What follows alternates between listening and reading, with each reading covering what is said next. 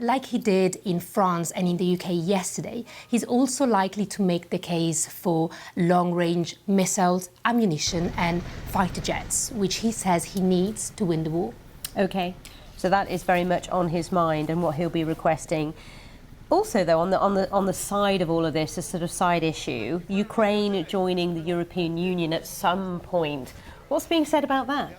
You're right, and I think that will be a big topic for discussion today. You know, Ukraine has been very open about wanting to join the EU, but that's not that straightforward. Joining the EU can take a long time. If you take Croatia, for example, which was the latest country to join the bloc, that took about 10 years. So there will be countries today that will say there should be no shortcuts, no special treatment for Ukraine.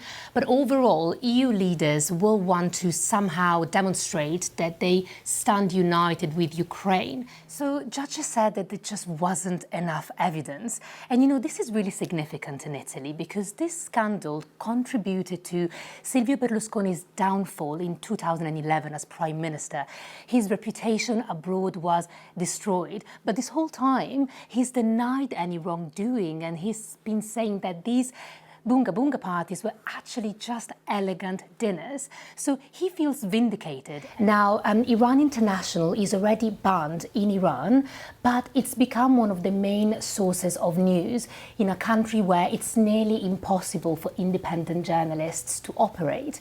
And that's why in October, the Iranian government imposed sanctions against the TV network, accusing them of inciting riots and supporting terrorism over their coverage of the protests. Now, Iran International said that they will continue to operate from their offices in Washington, D.C., and that they refuse to be silenced by these threats. Now, that truck was carrying 52 migrants who apparently were hiding in a secret compartment underneath some wood. Now, police believe that they were all from Afghanistan and were being smuggled to Serbia illegally. Now, as you mentioned, Mark, 18 people were found dead. One of them was a child. We heard from Bulgaria's health minister, who said that the cause of death was suffocation. Too many people in a small space. 4 people were arrested by Belgian police, and they are accused of accepting huge amounts of cash from Qatar, which of course hosted the World Cup recently, in order to influence political statements, especially when it comes to workers' rights.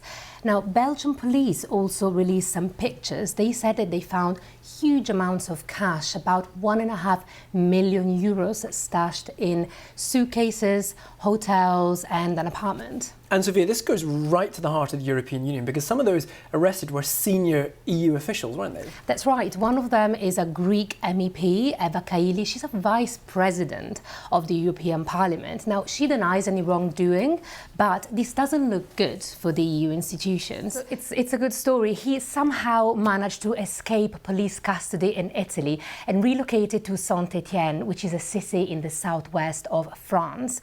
There he got a new identity, changed his name to Paolo, and got a job as a pizza chef in an Italian restaurant. So for 16 years, he led a very quiet life. But back in Italy, anti-mafia prosecutors never stopped looking for him.